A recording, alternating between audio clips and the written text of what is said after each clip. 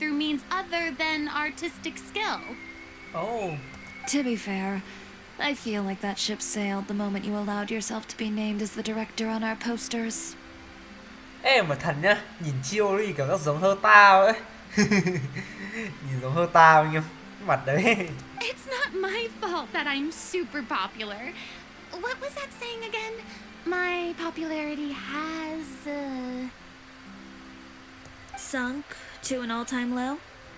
spread to the four corners of Tibet.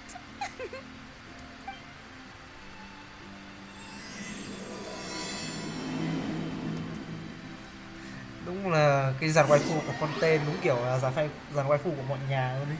Kiểu đấy.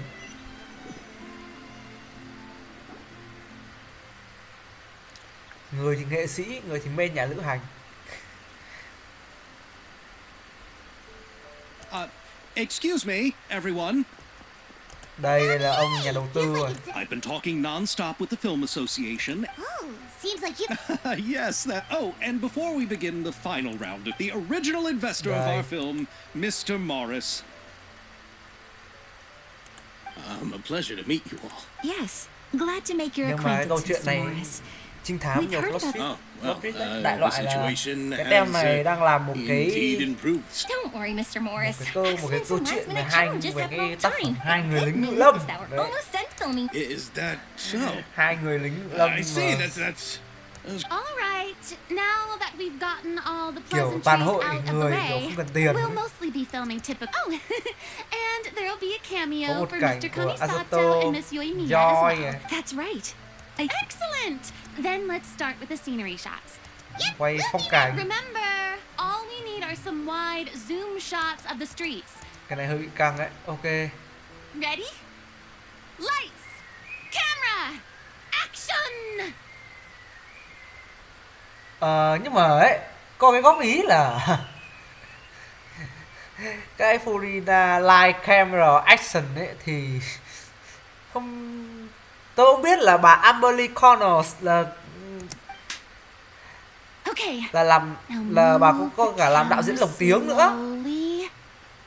nhưng mà cái cách bà nói cái câu đấy cảm giác nó Try nó hơi to bị gượng ép focus ấy. on that flower. Mùa ấy. What's wrong? Just adjust the focal length a bit. Something the matter? Huh? But wasn't it working fine for all the days before? Veronique, can Cảm we giác try ấy. a different camera? Cảm giác bà Amber này bà gồng cái Light Camera Action problem. này nó hơi quá How các bạn. about this one? Tôi nghe kiểu dăm 7 lần cảm giác nó hơi khó chịu một xíu. All right. Đấy, cái này Let's give thì- it another try. Lights, camera, action. Không biết style, Don't tell me. chắc là nó tùy style của This từng one người is ấy. broken too. Action. Đấy, Veronique, có thể là any other action. spare ones we can use? Nhưng mà công nhận pha đấy thì bà Amber này làm hơi quá thật. Dù gì chất lượng voice I'm Corina afraid bản we Anh only brought có thể these nói two là today. cũng tốt. What? Then go find a workshop Hỏng to máy get quay on này. it. Các bạn yên tâm đi, Greetings, còn nhiều everyone. nữa. My apologies for the delay. Is something the matter, Ayaka? It seems like there are some Ai issues with... à. I see. Well, let's not just stand here twiddling our thumb. Ok. The people at the workshop told me that the part which... Well, No time. Ahem. Quiet on set. Places, everyone. Lights, camera, action. Đến đoạn này lại nhẹ này. Có thể là cái style của bà Amber Lee Connors đấy thì lại là action. Đấy, rất là nghệ luôn. Nhưng một số chỗ gồng hơi quá là Heard sự about thật. that recent murder case? Kiểu như nó hơi chói ấy. Yes. Chứ I heard cứ that the action chief of như the vừa guards như is lần so vừa mad rồi about này not thì có catching phải the là ngon culprit không? that he's about to explode. Ôi giời ơi, cảnh sát trưởng một chiếc bụng tròn vo cơ à? Oh, Gì ăn lắm thế? I find that quite hard to imagine, considering how... Director, we have a problem. Oh, we're in the middle of a take. Couldn't you wait until we wrapped up this scene? No, director, our film, all the final... Oh, wait, what did you say? Cái đoạn này em phu gồng cái bài này gồng hơi được, gồng được. Mr. Đoạn Bono, này thú vị. please take me. I'm coming too. No, Yoimiya, you have to stay here. Oh, okay. Listen up. Everyone who's not working on this current scene can go with Bono to look for the film. Everyone else, stay put and wrap up the scene. Unbelievable. Chắc đạo diễn How còn could tùy all người these ấy. Có problems người happen in kiểu just one day? gắt ấy. Còn với bà Amber này không, với bà Furina này cảm giác nó vừa gắt nhưng mà nó vẫn đủ elegant, đủ thanh lịch. How did it go? Nghệ Did you find the ABC. We found it in the sewers. Huh? In the sewers? Phim trong cống thoát nước, Is càng the ấy. film still a... We discovered it just in time, so we should still... You scared me for a moment there. I nearly thought we had lost everything. Tôi tin tưởng là với cái vai của một cái đạo diễn lồng tiếng ấy, thì bà Amber này chắc chắn là fit nhất rồi. Okay, but who could have stolen the film and dumped it Nhưng mà nói về Navia ấy, cái chất giọng thì hợp nhân vật đấy không vấn đề. Nhưng mà một điều khá lạ là cái voice của nhân vật ở trong chiến đấu ấy, với lại trong cắt cảnh với lời thoại bình thường thì nó khác nhau. Cái này là cái điều hiếm thấy, điều kiểu hơi lạ một tí. Okay, we don't have time to really look into it. Yeah, let's fix. Rồi quay xong. Nhưng mà nếu mà thực sự ấy, cái phim mà nó bị phá nhiều như thế mà vẫn sống vẫn đỉnh ấy, thì phim này xứng đáng vô địch rồi.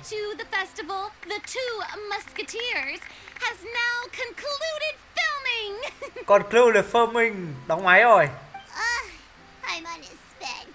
Even though the filming Ồ, process tự proved dưng to be lại And just drop like một phát. Director Farina, I would also like to Director extend my most Farina. heartfelt thanks to all of you.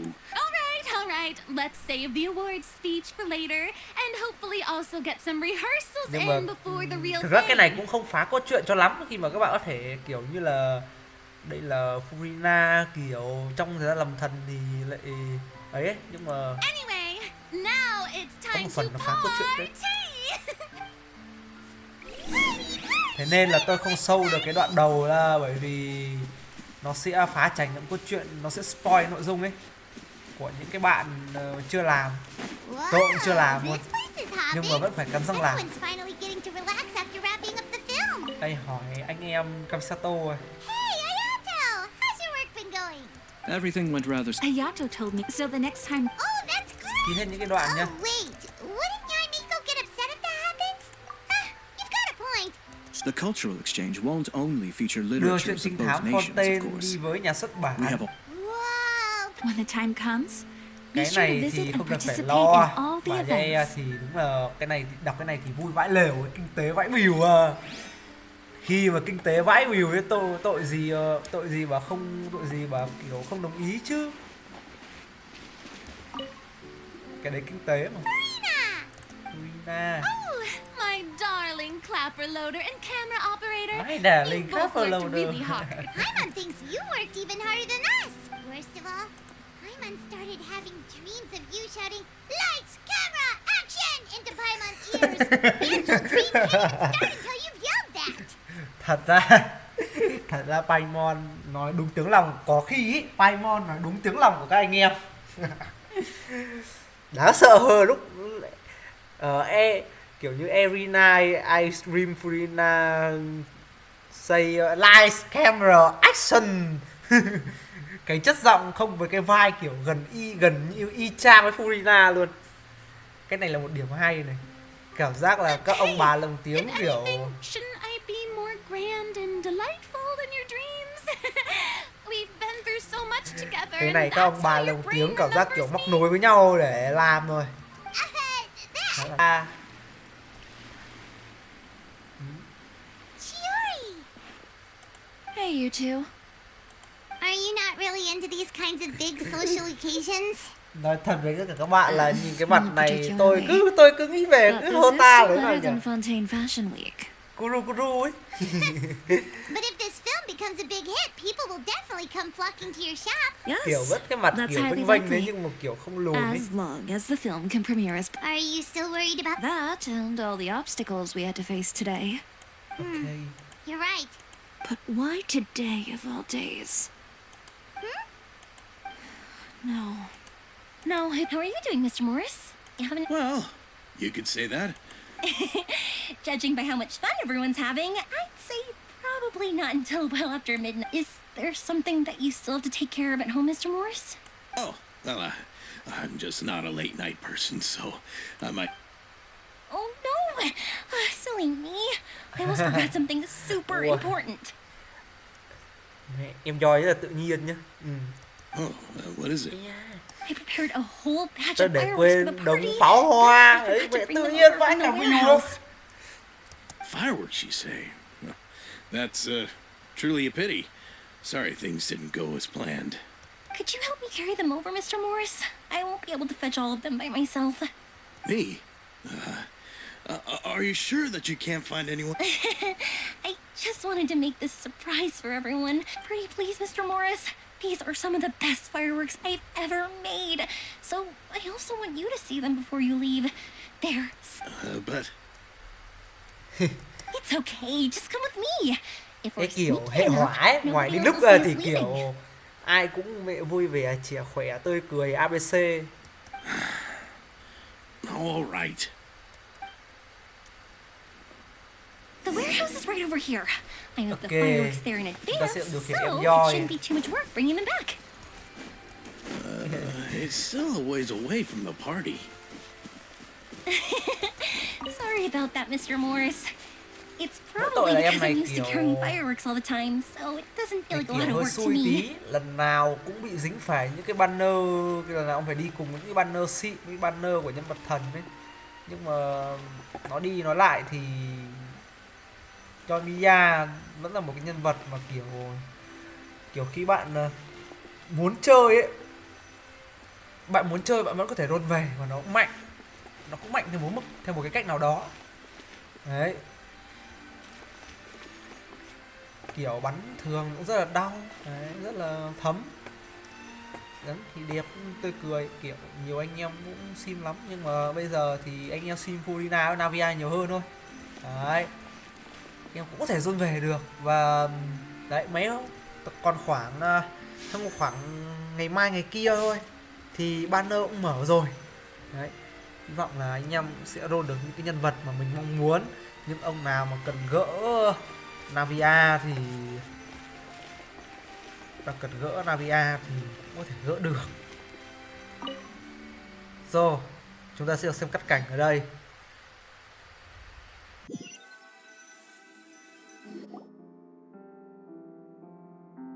It's dark in here. Wait here, Mr. Morris. I think the light switch should be somewhere over here. Why did I have to get roped into this? What was that?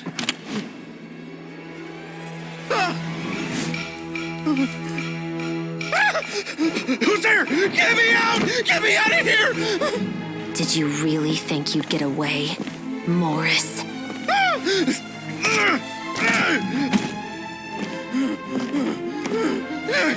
You've got the wrong guy. It wasn't me. I'm not the killer.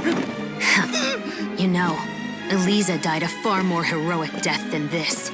She fought your assassin to the end to save the children she had hidden beneath the floorboards.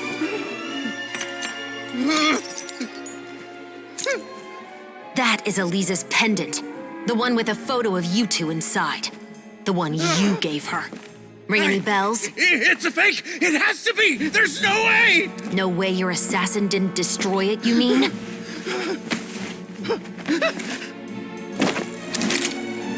Did you ever love her, Morris? Or was killing her always the plan? No, please. Listen to me. I told Eliza to keep us a secret. I paid her plenty for her silence. I never thought she'd keep the child. Everything was gonna come out, and I had no choice. She forced my hand. No! I'm begging you. I have money. Just name your price, please. You can keep your Mora, and you can go to hell.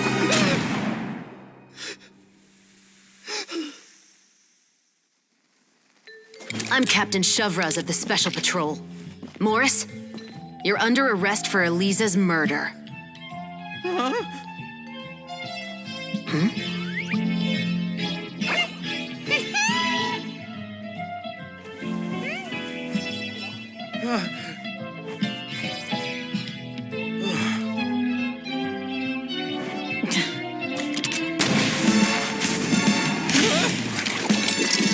You're under arrest too, prop manager Veronique. Or perhaps I should call you the Second Musketeer.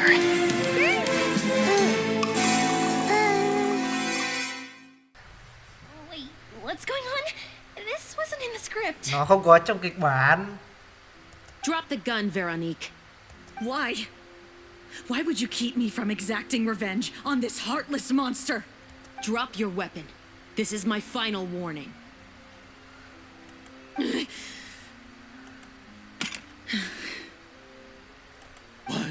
What is going on? Do I have to spell it out for you, Morris? Everything that took place just now was staged to get you to confess the truth. But this last part is all improv, of course. Shivers, you told us you wanted us to help you stage a play. It's because even I had no way to confirm my theory until now. Thank you for your performance, Yoimiya. Could I trouble you to go and bring in the other special patrol members? They should be on standby just Thật ra tôi có outside. một cái bài ấy, thế là tôi có xem một cái bài là kiểu Joy diễn rất là nhiều. Oh, and Diễn please để tell the lừa other cast rất là members nhiều, not to nhưng mà worry mục about đích là us. tốt thôi. We'll be rejoining them shortly. Mà sắp tới đây chúng ta làm nhiệm vụ ma thần ấy. Đấy, hàng này làm nhiệm vụ ma thần ta sẽ biết là em Joy này còn diễn cái gì nữa. On it. Ý. Trời ơi nhìn em Joy kìa. So what do you think, Morris? Care to talk? My patience is limited, you know. Don't force me to take you back to the interrogation room. I'd wait with the recording we made. You have no chance of winning in court. Cooperating with... All right. I'll talk.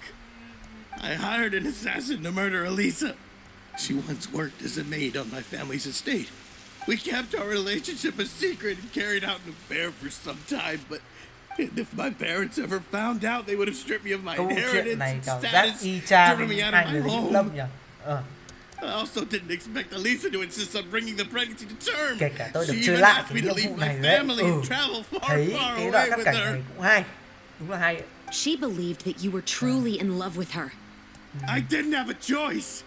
I gave her a large sum of mora, told her to leave the family and to get rid of the baby. But then years later, she sent me a letter. That there were... Huh? 2 children? Paimon thought Baptiste was the only... Baptiste. Xong Even if she Veronique had nữa. the children against your will, you could have just ignored the letter entirely. I had just gotten engaged to be married to an heiress from another wealthy family. No. You always had a choice. You just made the wrong choice. Again. Lại chọn lại chọn sai rồi. Do you know how it feels to watch your mother be killed right in front of you? My brother and I were hardly even school age yet. We were hidden beneath the floorboards, grasping each other's hands like a lifeline. All we could do was to watch Mother try to fight back and then collapse to the floor.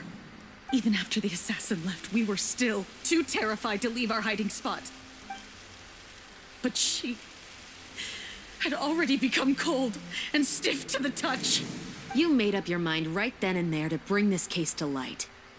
Not only that, we resolved to get our revenge. And that's why you became the Musketeers. No, that's why I became a musketeer. The man I figured as much. you I once told these two that he didn't look like a killer to me. His confession from that night also rubbed me the wrong way. Hóa là thằng hắn quá ông bài khó chịu à. I think what really tipped me off was, how could I not feel a sense of regret in him? Thế He cho nên confessed faster than là any criminal I've ever met. But he didn't say a single word about you. He insisted that he was the sole thế nên bà perpetrator này in the đã cho case. thí bằng cách cho ông này But lắp after the súng thảo questioning hoa. ended, Tháo I rời xuống, disassembled the cho bắt musket ông này we lắp, dug up đéo from lắp his được luôn. backyard, put it in front of him, and he had no idea where to even start. He's never touched a gun. Based on that, I determined that he was not acting alone. He only surrendered himself to draw our attention and create a moment of opportunity for... And as expected, the second musketeer followed us without hesitation once she saw Morris get separated from the rest of the cast. Besides, why else would he call the novel the... But how did you know it was Veronique? I figured it out the moment Baptiste told me his father's name. That so-called financial crisis was all just a ruse. He just wanted to sign up as the investor and then leave the film without any source of funding. After all, he has a vested interest in minimizing the reach of this story. It's really just the same thing as what he did to Eliza all those years ago. Tức là ông này đây để tổng hợp cho những ai kiểu đang lú từ nãy giờ, đó là bộ phim bị toang về mặt kinh tế. Đấy, thì ông này hồi xưa là ám sát cái bà Elisa. Còn xong bây giờ để mà trốn ấy, biết thông tin là ông Xavier ông làm bộ phim về 2 người lính ngự lâm. Thế là ông này mới gọi là rén quá nên là dành luôn cái quyền đầu tư để gọi là gần như là ám sát bộ phim. Nhưng mà không thể ngờ được là ông Xavier này được thần độ theo đúng nghĩa đen, khi mà gọi là tổng hòa của tất cả các cái người không cần tiền ở trên cả Tây Bắc đều đến làm phim. Ông không tốn cái đồng nào. Human scum. Thật không thể ngờ luôn đấy. Kiểu tất cả đều dựa vào cái tâm huyết với bộ phim, với lại kiểu như là không cần tiền luôn. But then Xavier pulled out all the stops and got the film made against all odds. Morris couldn't have that. With the killer in custody, he figured it was safe to act. And so he came to visit this... Wait, so you were behind all those mishaps today? Và ông này cũng phá tất cả mọi thứ từ nãy giờ. Bảo sao ông này vào thì cả phim trường nó hỏng nhiều thế. As for the identity of the second musketeer, I assumed they'd probably... And if they already knew that Morris was the film's investor. Furthermore, being the props manager would allow the culprit to have... With that hypothesis in mind, I went back to check Baptiste's orphanage adoption records.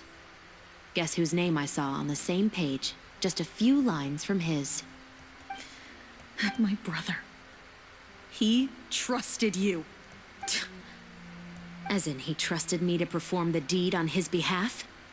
He trusted you to stand on the side of justice. I am. I thought you could do it as well. Oh, the look on your face when you told him to go to hell. You know what he has done. Are you telling me that you'd rather see him spend the rest of his life living like a king in the fortress of Meripede? I will never be able to forget the feeling of my mother's cold, lifeless hands. And you would call this ending fair? Is this what you call justice? I won't lie, Veronique. I did hesitate when your brother first told me about the truth. I wondered. I agonized over whether I should really put a bullet in his head. So why don't you? Because that should never be how justice is carried out in this world. Perhaps, to you, justice is simply reciprocated. An eye for an eye, and a life for a life. But everyone has their own understanding of justice. If everyone were to pursue their own definition of it, there would be no more order in this world. Today, you'll kill Morris, and tomorrow, his children may come for you. The world cannot render judgments based on a desire for revenge. That will only lead to a cycle of revenge, as well as the destruction of order and civilized society. Fontaine is founded on a set of laws and a standardized code of justice. That is what... But with all that said, I will promise you this. Okay. Morris will not leave. Chevros, the rest of the special patrol is here. Bắt cả Thank you so đôi. much, Yoimiya. Letelier, Terena. Rồi, bắt cả đôi. I still can't agree with your reasoning. I know. Justice has not been delivered. At least, Ít nhất không phải, not today. nhất chưa phải hôm nay. Chắc là kiểu người ta cũng tạm hiểu rồi. Chevros. Let's go. We should give an explanation to the crew. Thank you for your concern. I'm just thinking about the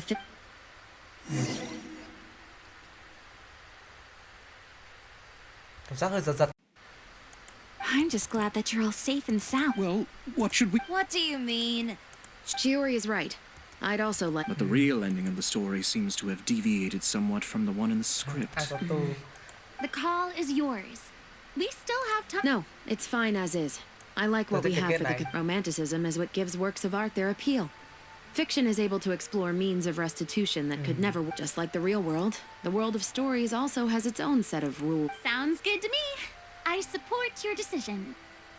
What about Veronique? She will soon face her judgment alongside her brother and Morris. Phán quyết. If I had to guess, they'll probably all be sent to the fortress of Meripede. Wildly. I'll make sure. Oh, you mean that kind of heads up? Exactly. Hiểu nhau vãi. All right, let's get back to the feast Hai and cái người này enjoy hiểu each nhau other's vãi luôn. company. You should join us, Shavras. You missed the first few hours of the party, didn't you? Tức là nói thật Alright. là Count me in. Then I'll wait for you. Traveler, Paimon, could you wait for me? Thank you very much. cái vai của Herta cảm giác cũng khá là thú vị ấy, thật.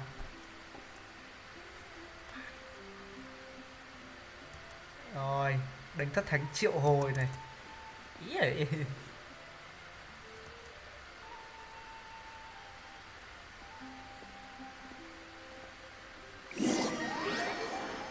Xong rồi. Sorry for the wait. Rồi, mình phải đi dạo với No, I sếp don't Rêu have một lúc. anything new to share. Traveler, how would you have responded to Baptiste's request if you were in my shoes? When I was young, my father often took me here. He told me that swimming was the best activity because the moment you give up would be the moment you die. One winter, the chilly wind felt almost like knives on my... I cried and begged my father to spare me from having to swim. That sounds awful. Cái giáo dục hơi When tiêu he cực saw kiểu that I giống phụ wouldn't huynh stop châu Á ấy. crying, he just picked me up and tossed me into the icy water. The bone-chilling cold took away my senses. I waited for my father to save me, but one look and I knew he'd already started. I used all of my strength to try and catch up to my father. I've never felt afraid about anything in my life. That way of teaching would have never... Yeah, I don't think that was the right method for anyone. It's just that working now as I am in the pursuit of justice, I still sometimes feel like I've been tossed into that winter sea all over again. The anger and the helplessness.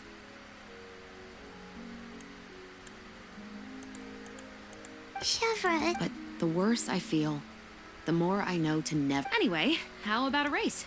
you guys going... Đập bà hô bắt đầu. Lại đập bà hô bắt đầu. Lấy sếp Rêu bơi này.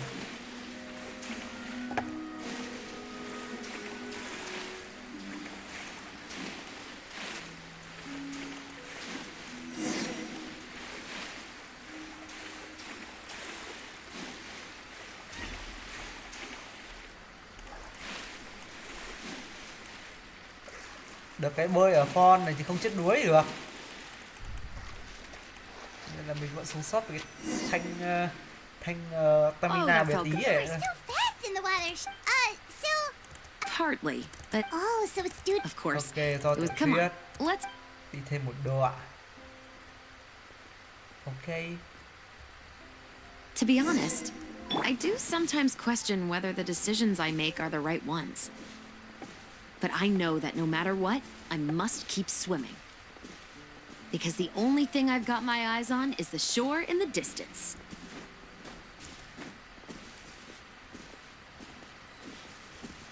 Xong cảm giác là mình cứ đi không nhanh bằng Navia nữa.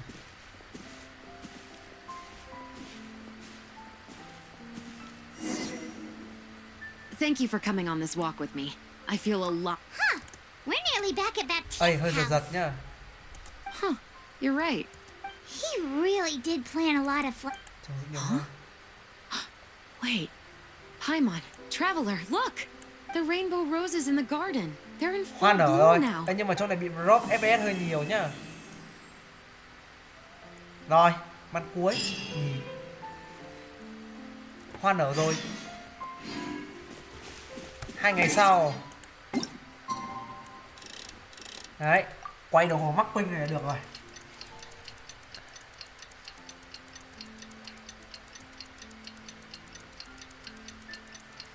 Tôi nghĩ với quả bộ phim đầy tâm huyết như thế thì nó xứng đáng vô địch thôi. Chứ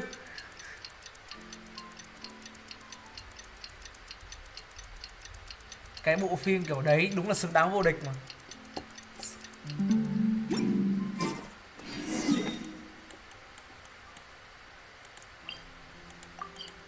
trước đó đi nhận cái vương miện trí thức đã. Vẫn có thể nhận được đúng không? Đây rồi. Đấy, mất cái vương miện trí thức. Cái này có 20 nguyên thạch thôi nhưng mà mất cái vương miện trí thức. Quên không nhận là khóc hẳn đấy. Khóc hẳn. Ok. Hey there, you two. Sorry I've been... Đấy, You weren't còn ceremonious bá. today, right? I'd give it a 90% chance. 99%. Đây là 9 phần. Còn ở bản Anh thì là 99%. Serena! Oh, Paimon did... I'm sure the others will also be here in no time. Xếp real thì chúng ta sẽ phải đến But we don't pháo even đài know if we're going to Merope. win. Just open your eyes. Surely you've seen the audience's reactions to Không it. một ai You've chê also cả. had conversations with the opera house's operating staff, right? Didn't they Phải want cả to đòi get tăng the suất more chiếu. you've made from the box office? But that's all credit to my amazing crew.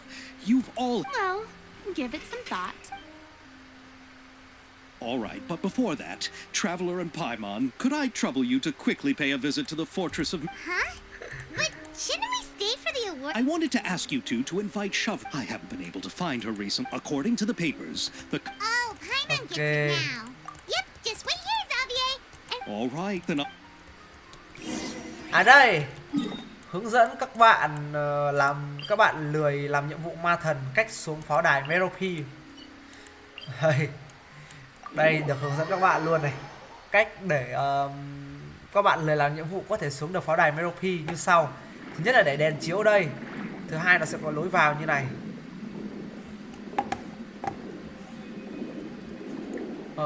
Khoan. Nó sẽ dẫn lối các bạn đến cái pháo đài, đến cái phòng của, đến cái phòng chủ, phòng quản lý của ông Wellesley. Ok. Đây các bạn có một cái chỗ ở trên này này. Không biết có đúng không? À, trên có thủy thần đồng này. Cái này nên cân nhắc đấy. Khoan. Hơi sai ta. Cái lỗ nào để xuống nhỉ? Ham làm nào rồi nhỉ? Thôi thì cứ để đèn chiếu vào nhỉ. Có lối nào vào không? À đây, entrance. Đây, lối vào đây rồi. Đúng không nữa?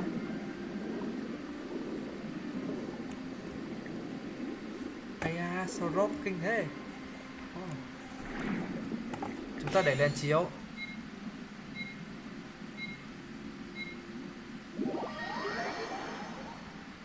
Rồi. Chúng ta không tìm được lối vào nên chúng ta phải vào tù theo cách này thôi. Tên.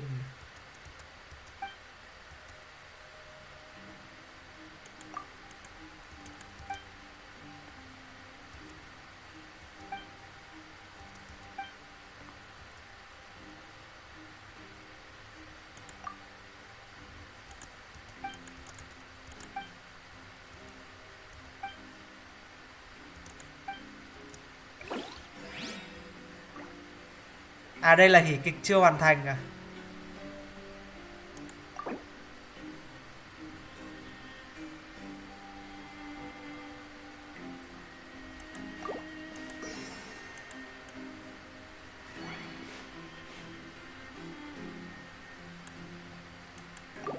Đấy. Tạm dừng trò chơi tỷ phú. Chúng ta sẽ vào đây. Đây, nhưng mà sao drop FPS lắm thế? Em bị drop hơi nhiều nha.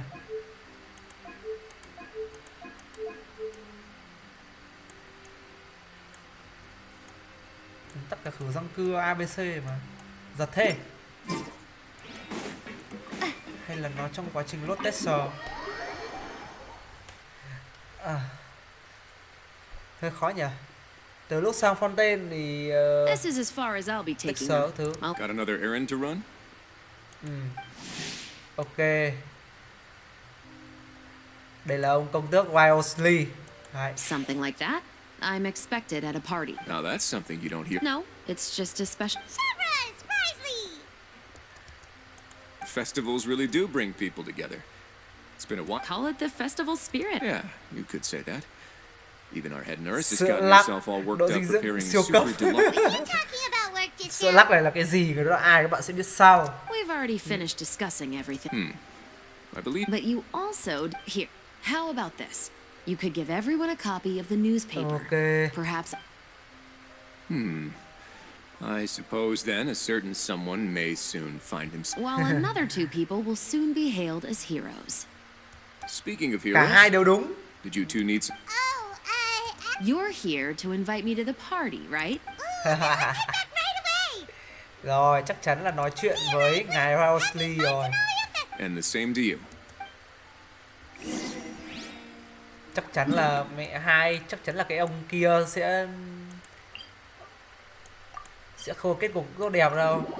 Thực ra đây không gọi là nhà tù, đây là kiểu một cái nơi kiểu giống làm lao động công ích ấy. And the winner of the Kiểu làm Farina một cuộc sống Award for mới the ở first thế giới ngầm. Fontanelli, The Two Musketeers! Đây lập này, xếp rêu với ai già già này. Trời ơi. Cái mặt, trời ơi, cái mặt Farina kìa. Congratulations, Mr. Xavier. We won? I can't believe it! I really can't thank all of you enough. Chúng ta gặp bạn, chúng ta gặp ông này trước My nhưng mà takes on chúng ta sẽ gặp Fontaine's ông này dài entertainment dài. industry have never... Now, please welcome to the stage the producer Nhưng of mà The thực Two sự ấy, Musketeers. cái quả phim này mà không nhận Xavier. giải hơi phí. Nói thật. Cố gắng thế mà. Mẹ nó phá đủ đường mà vẫn Thank mà you. vẫn Thank you hoàn all so thành được. much for your recognition. Time really flies, huh? It certainly feels that way. Will you come back to Fontaine again? Of course. I'm very... But how about you? I can't say the thought has crossed my mind before, but I will Cân be nhắc. eagerly awaiting your Sắp visit. Inazuma. It would be wonderful if you could visit my home and enjoy a taste of our tea and desserts. yeah, let's Phải keep hoàn in thành touch. xong quét Inazuma nhanh mới được. Did you accomplish all you came here for? Yes. And you should visit Inazuma again. How has Ogura and her business been? To my knowledge, Tell her I said hi. I Vãi. certainly will. I heard the thunderstorm has stopped. Không, cái này là hơi Yes. phá câu And the chuyện war này. has also... I quite like the sound of that. Perfect for hanging textiles out to dry.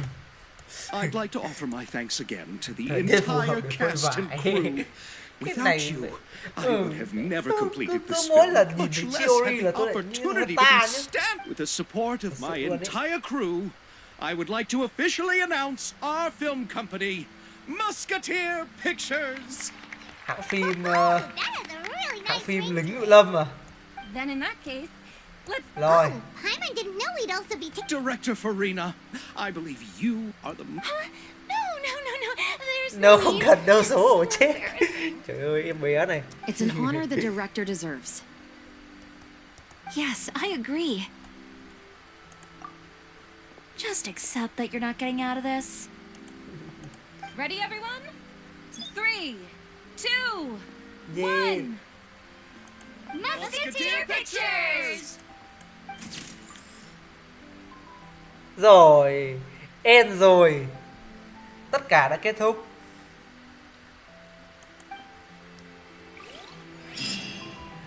Rồi, xong rồi đấy. Thực ra là nếu anh em hoàn thành sớm thì em có thể tìm những cái NPC ở chỗ này, NPC các thứ. Một ông thì ở đài phun nước, ông thì ở... Ôi rồi, Rob lắm thế. Ủa, Rob FPS lắm thế. Hơi lạ. Anh em xem là có gì đó ổn nhá. Trời ơi, sao nhìn Joy chỗ này nhỉ. Đứng trên này đi. Thôi. Chỉnh cái máy ảnh.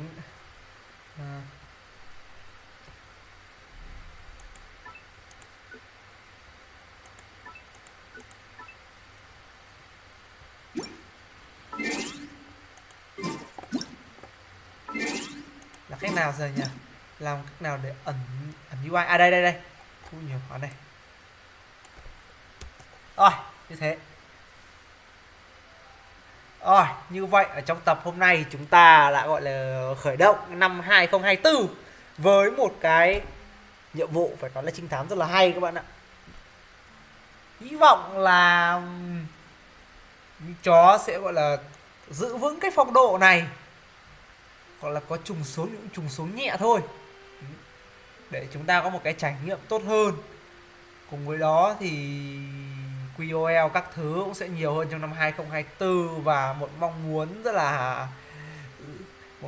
rất là chính đáng thôi, đó là Genshin sẽ có cái lưu thánh di vật sau bao nhiêu năm là chúng tôi mòn mỏi chờ đợi. Chắc là ai cũng thế thôi, nhưng mà riêng với cá nhân tôi kiểu bên nhà lữ hành ấy thì thực sự là những cái đồ rất là cần đấy. Mỗi hệ nhà lữ hành phải được một cái bộ đồ ấy, và cũng sớm rồi. Cái series về thử thách main nhà lữ hành của La Hoàn mùa 4.3 cũng sẽ được tiến hành sớm thôi ở trên đặc chính, và rất là hy vọng là sẽ lùa được cái thánh La Hoàn Spiral Raiden để chúng ta có thể khai phá được những cái trích lỏ. Thực sự là chơi main nham, nói thật là chơi nhà lữ hành hệ nham rất là nhiều trích lỏ nha các bạn nhé. Đấy, ok, chuyện trò như vậy thôi. Và tập hôm nay, tập đầu tiên của năm 2024 series arc mới xin được kết thúc ở đây.